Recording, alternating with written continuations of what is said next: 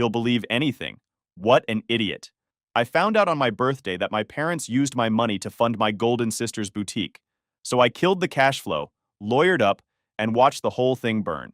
Happy birthday to me, I guess. Ever get tricked into funding your sister's dream business because your parents called it a family emergency fund? Yeah, that happened. I thought I was helping out. Turns out I was the secret investor for Lex Essence, a boutique so cringy it sounds like a perfume for toddlers. When I found out, I didn't scream. I filed. And what followed? Oh, they never saw it coming.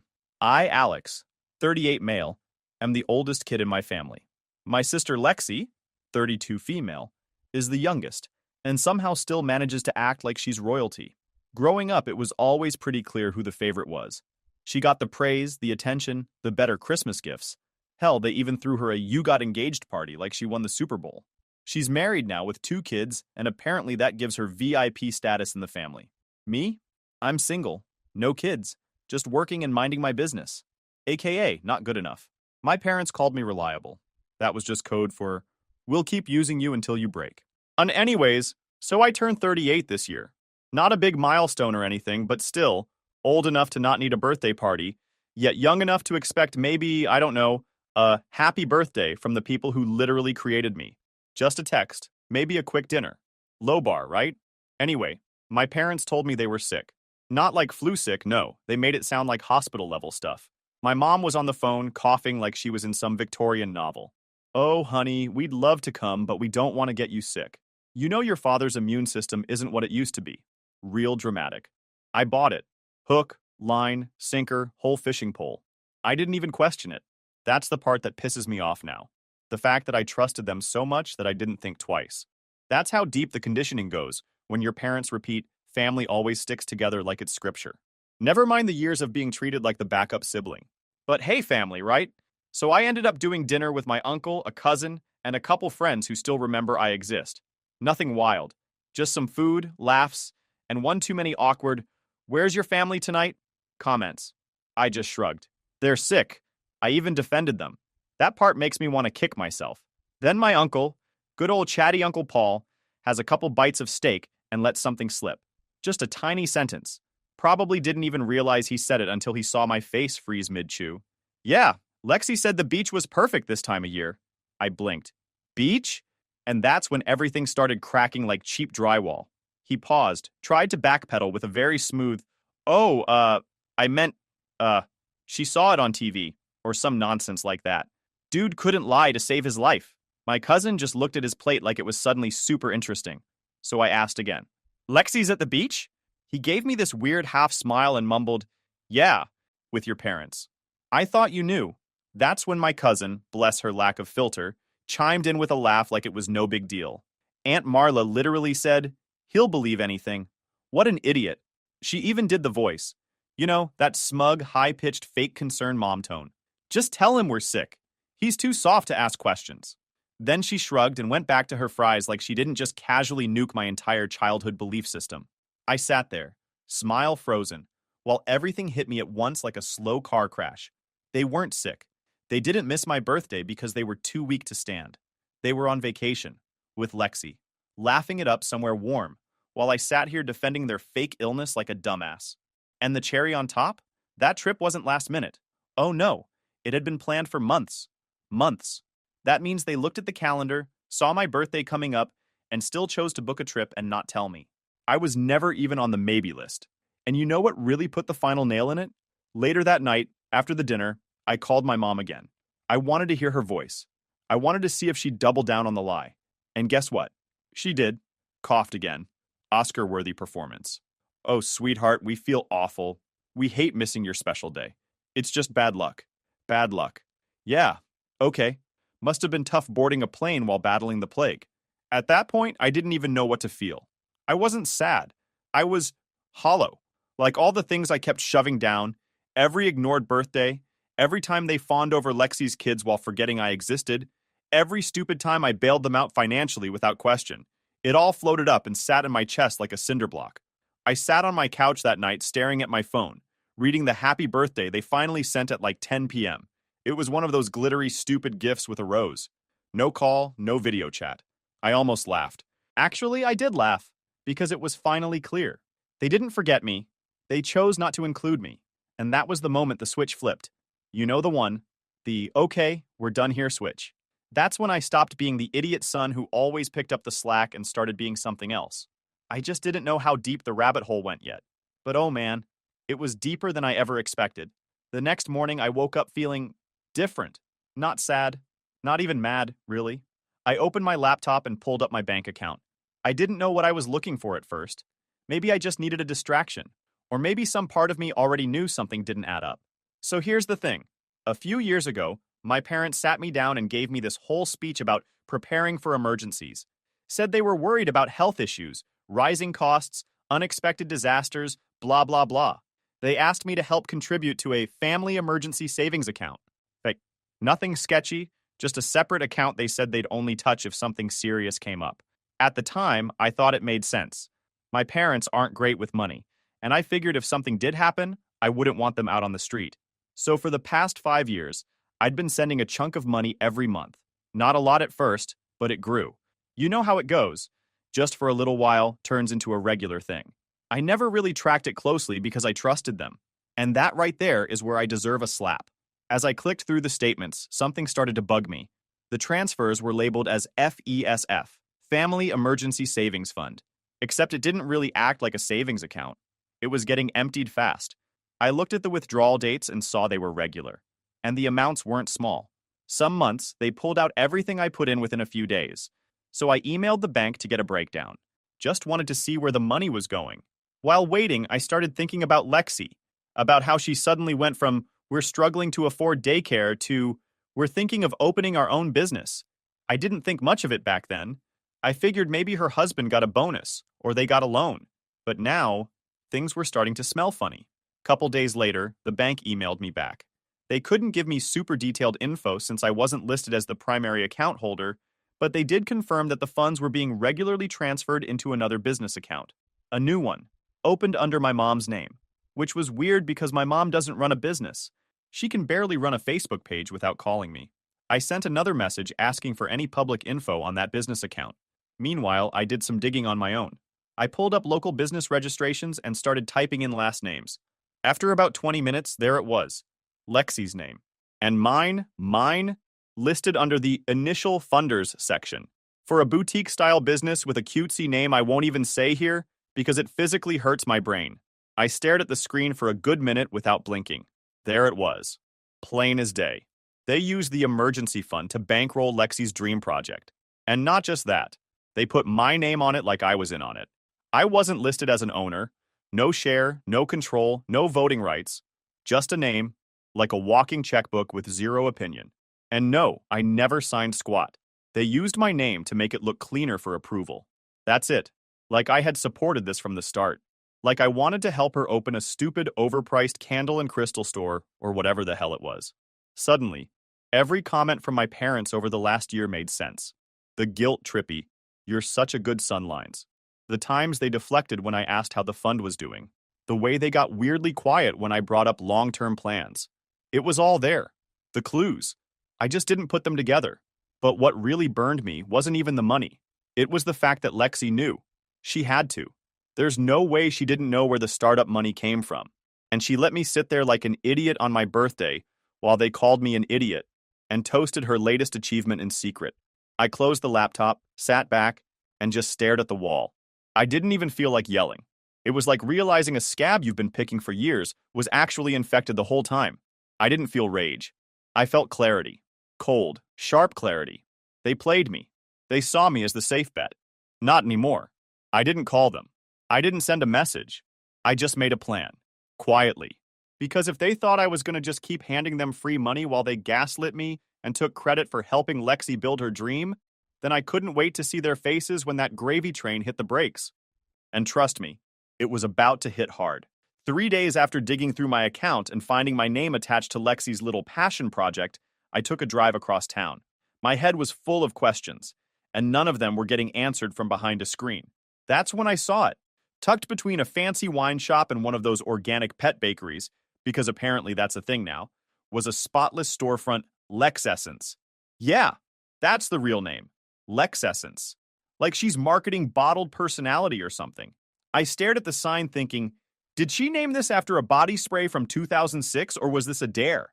I swear I almost crashed the car. Inside, I could see candles lined up like they were about to be blessed, and a big counter area with a neon sign that said, Manifest More. Manifest more? Lady, I manifested debt for you. Apparently, it had been up and running for a couple months already. Lexi launched it soft online. Instagram Reels. Meanwhile, I was funding it thinking I was paying for future hospital bills or some leaking roof. I wasn't going to go in at first. I thought maybe I'd let it simmer, hit her later. But then I saw her. Lexi, in the flesh, standing behind the counter wearing some stupid branded apron that said CEO Vibes, talking to a group of customers like she was royalty, laughing, glowing, acting like she built this whole place with her own 2 hands and a Pinterest board. I got out of the car. I walked straight through the door like I was there to buy something. Her eyes met mine, and for half a second her face twitched. Then she smiled. Alex? She said, like she was surprised I remembered how doors worked. Oh, hey, I said, walking toward the counter. Just checking out the place I accidentally helped build. She blinked.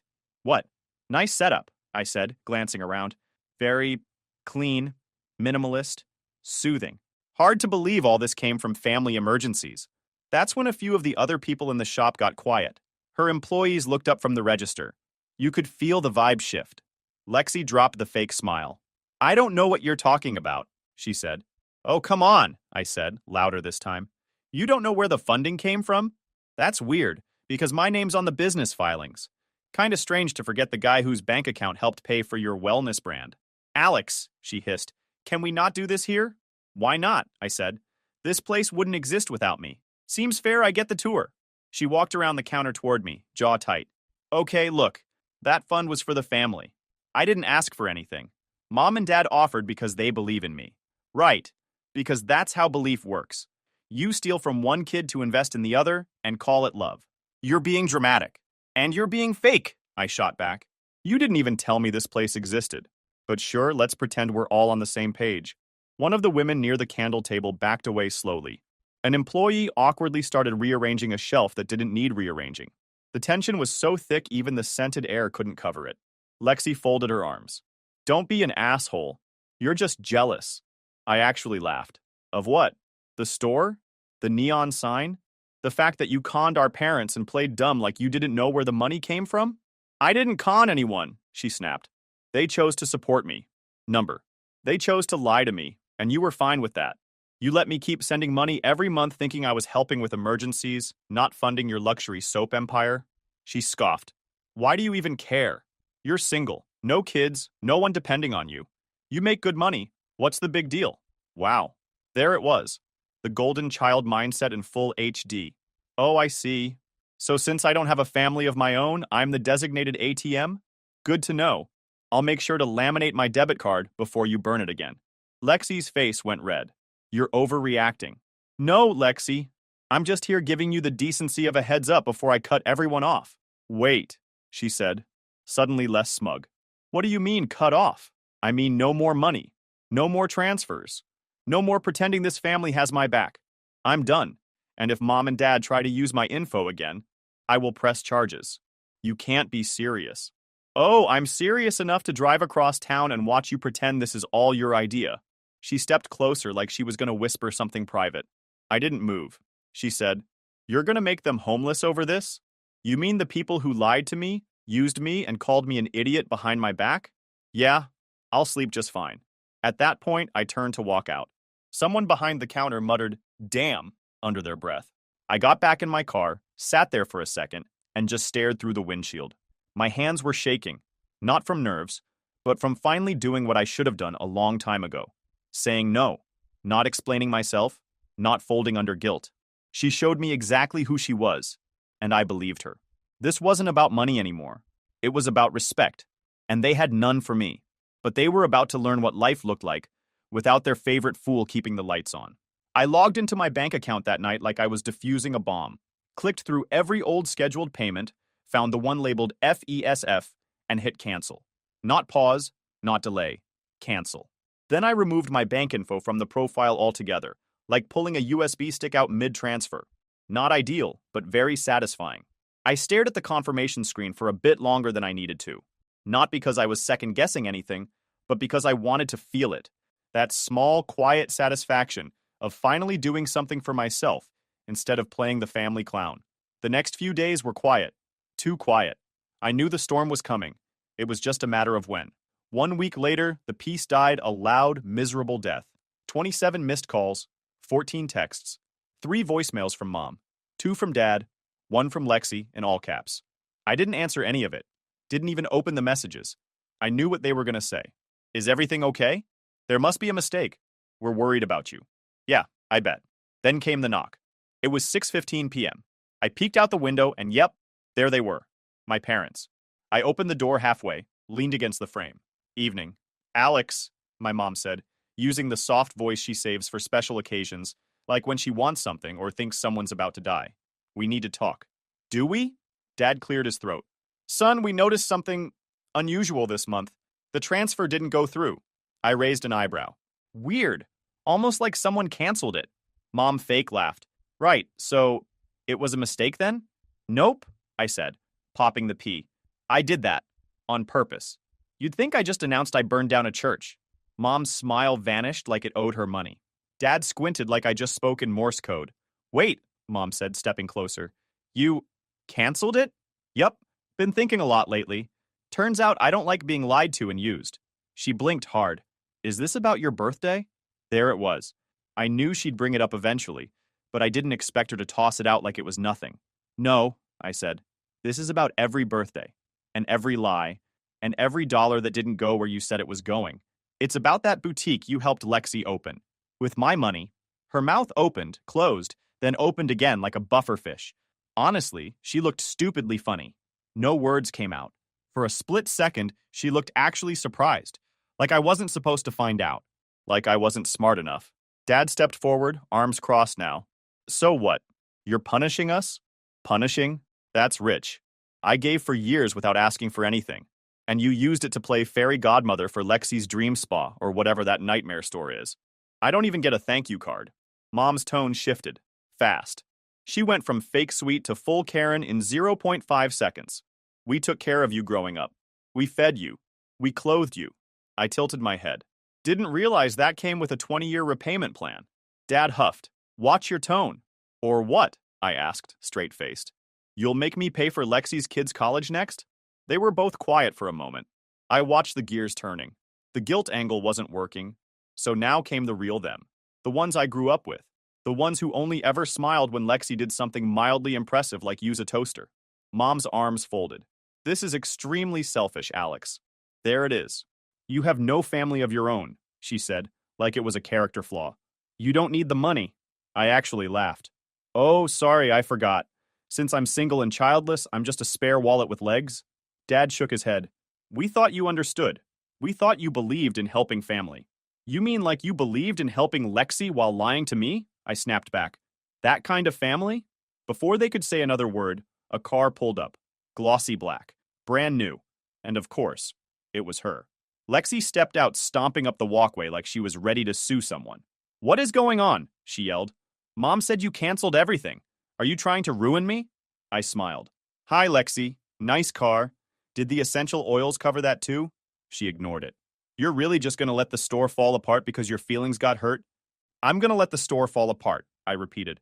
Right, because your business plan depends on stolen family money and magical thinking. Lexi crossed her arms. I didn't steal anything. You benefited from it. You knew. You could have said something. Instead, you ran with it and called yourself a boss. Mom jumped in.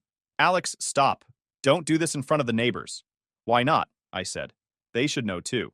You raised a daughter who thinks fraud is entrepreneurship. Lexi's eyes narrowed. You've always hated me. No, Lexi. I just stopped letting you win. Silence. You could hear a pin drop between her fake designer shoes and my dad's cracked sandals. Then I stepped back inside and looked them all over one last time. If any of you try to touch my accounts again, I said calmly, I'll file a report, and I will press charges. You wouldn't dare, Mom whispered, eyes wide. Try me. Then I shut the door in their faces. Didn't slam it, didn't yell, just shut it. They wanted me to be the fool forever. But that version of me? He retired. Permanently. I figured the worst was over. I'd canceled the payments, shut the door in their faces, blocked the guilt trips, and kept my distance. That should have been enough. I thought maybe, just maybe, they'd get the message. They didn't. 4 days after that final door slam, I got a call from my bank. Unknown number, but I answered anyway. Something about it just felt off. Glad I did. "Hi, Mr. Alex," the woman started.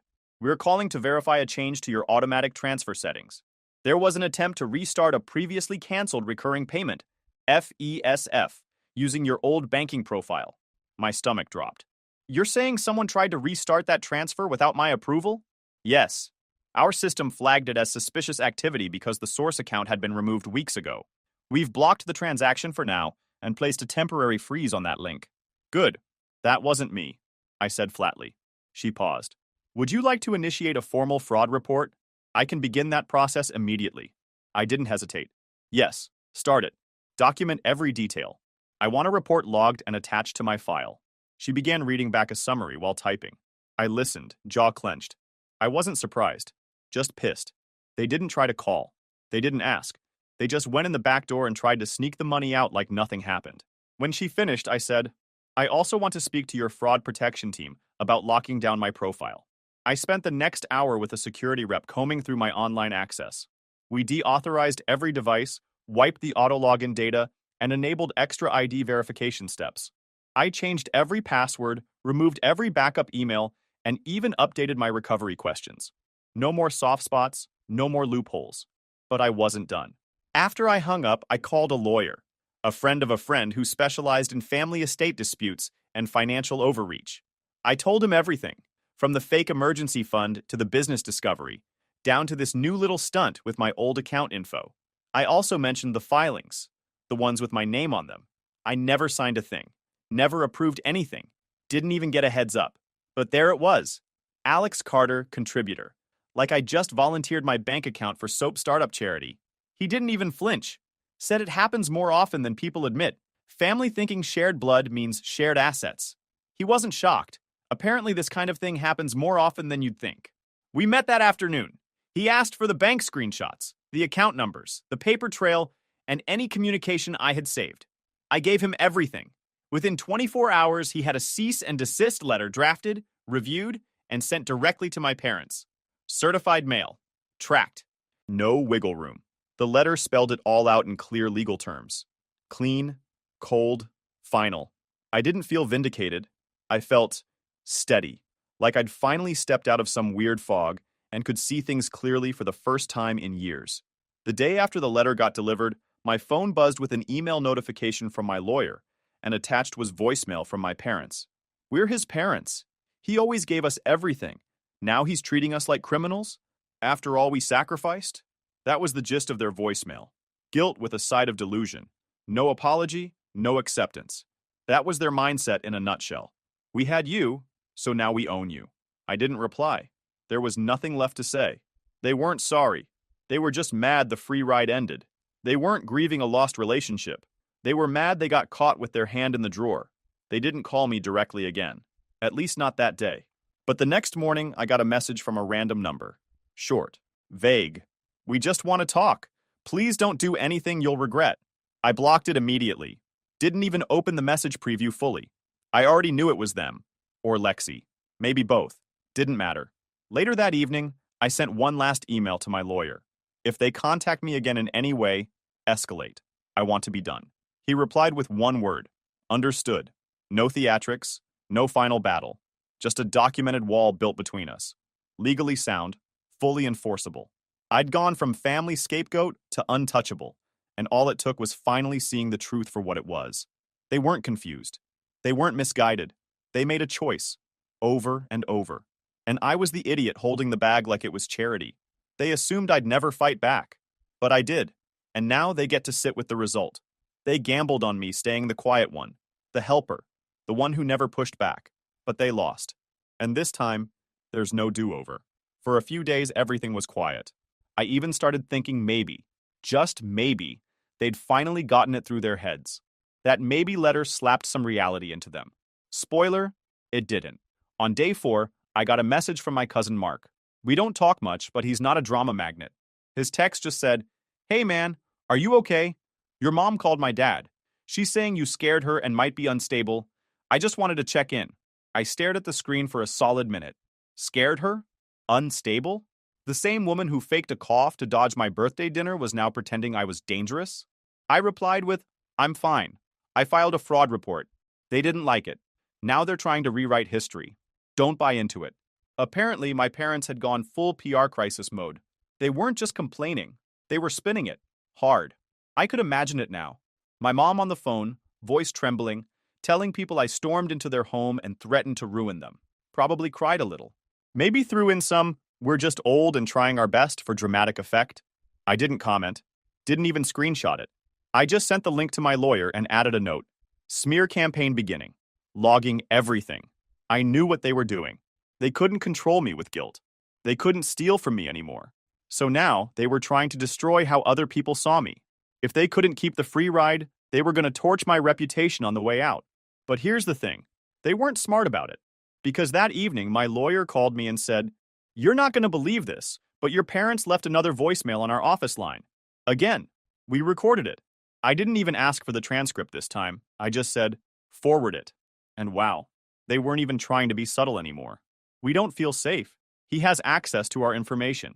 What if he does something irrational? He's been acting angry and unpredictable. We're worried he might escalate. Escalate? Lady, I sent a letter. A boring, emotionless, lawyer-drafted certified mail letter. If that's unpredictable, they're in for a shock when they meet real consequences. Still, I kept cool.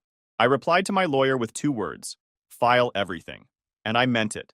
Every voicemail, every post, every dramatic message getting passed around like it's a group chat game of telephone. I didn't care who believed them. I just wanted it all saved. I wasn't playing defense anymore. I was building a record. Lexi pulled into the driveway like nothing had happened. Glossy car, designer sunglasses, and that usual look like she was walking into a room where everyone was already clapping. She got out like she owned the place. She didn't ask permission. Didn't knock. Just walked up with that fake concerned face people put on when they want to look reasonable while stirring the pot. She said they were worried. That mom and dad were devastated and didn't understand why I was being so extreme. Apparently, I was overreacting. Apparently, I'd scared them, and they were thinking about calling the cops. Classic move. When guilt stops working, switch to victim mode. Lexi was confident. Way too confident. She stood there telling me I should have just talked it out. Said this whole thing was a miscommunication. She talked like someone who thought they still had the upper hand. Like I'd eventually fold. Like I always did. She mentioned the store. Her store. Got defensive the second I brought up the money. Claimed it wasn't her fault. That she never asked for anything. And that mom and dad just believed in her. The word jealous came up more than once. She acted like I was burning the house down because I couldn't stand seeing her win. She had no idea what was coming.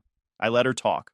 Let her build her little speech. Let her throw out the same tired lines about being the favorite, being the achiever, being strong. She even tossed in a dig about how I had nothing going on and too much time to be bitter. I let out a breath after all her yapping and looked right at her. You really believe that, huh? That this is jealousy? She nodded.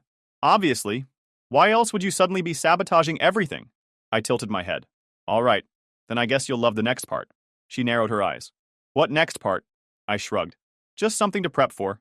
You might want to start planning your clearance sale. What are you talking about? You know how you're listed as the business operator of Lex Essence, right? I said. Well, the startup funds came directly from that family fund, the one tied to me. And since I never gave permission, that makes it one of the assets under legal review in the fraud report. Her smile dropped. So, unless you've got magic paperwork showing I offered to bankroll your pastel Instagram palace, your little empire's gonna be under the same microscope. She blinked fast. You're trying to get my business shut down? Number, I'm just making sure everything stolen from me gets accounted for. If Lex Essence happens to be one of those things, well, guess you'll finally learn what actual consequences feel like. Lexi stepped back. You're bluffing. Think that if you want, I said. Your name's on the sign. Mine's in the paperwork. The only difference is I brought receipts. You brought attitude. She opened her mouth to speak, but nothing came out. Her expression was stuck between disbelief and full-on panic. I turned back toward the house. I'd get ahead of it, Lex. You've got maybe a week before this becomes very real. She stood there like a frozen statue.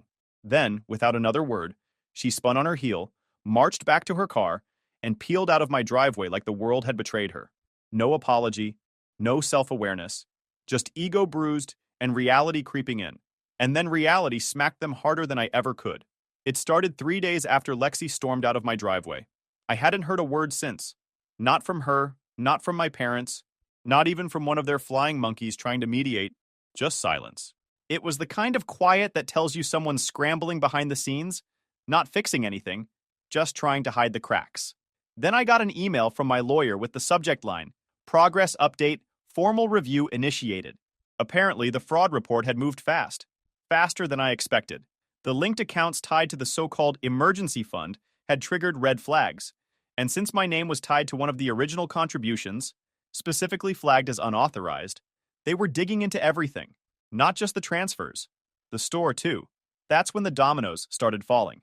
Lexessence was temporarily suspended, pending financial verification. The business account was frozen. Merchant processing, disabled. Customers showed up to buy lavender bath bombs and intention candles, and were met with a locked door and a taped-up notice from the bank about compliance issues. Lexi didn't even get a warning. It just hit like a bat to the knees. I didn't hear this from her, of course. I heard it from a cousin. The next hit landed at my parents' door. Remember the house I used to fund under the excuse of family emergency support? Well, turns out when your income to expense ratio makes no sense and the transfers holding it together stop suddenly, mortgage companies get suspicious. The cease and desist letter had already raised flags. Now a fraud review was sitting on top of it. They were audited. And not just financially. Their retirement savings, their medical expense deductions, everything tied to the account activity went under a microscope. And surprise, turns out when you're sloppy with lies, you leave paper trails. Their benefits got flagged. Their tax filings were pulled for secondary review.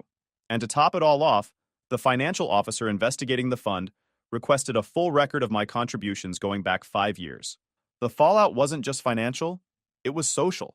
People started asking questions. Family members who'd been fed that, poor us, Alex just turned on us story, started reaching out. Not to support me, but because things weren't adding up. My aunt, mom's sister, called me out of nowhere and said, "They said you stole from them, but now they're saying their benefits got cut off and Lexi's store is shut down? What's really going on?" I told her the truth. Straight up. No fluff. No emotion. Just the events. The proof. The documentation. I didn't ask for sympathy. I didn't even want it. I just wanted the record set straight. A day later, she blocked my mom. I didn't cheer. I didn't post about it. I just went for a walk. In the sun. Quiet. No calls. No guilt. The boutique page? Gone. Mom and dad? Even worse. Their social circle shrunk fast. Invitations dried up. Support turned into silence. They weren't tragic victims anymore. They were cautionary tales. They weren't owed another conversation. I'd already given them years. Years of silence, of payments, of being the guy who understood while they built a life around pretending I didn't exist unless they needed something. Now, they could exist without me. Fully. Totally. Permanently. I changed my number. Canceled the email address they'd always used. Took everything related to them and dumped it in a labeled folder on my desktop. Archived, not my problem. It felt like deleting a virus. Like rebooting after a years-long crash. Some people told me I was harsh. Others said, "But they're still your family." My answer was the same every time. Being related to someone doesn't give them the right to ruin you. They made their choices. I finally made mine.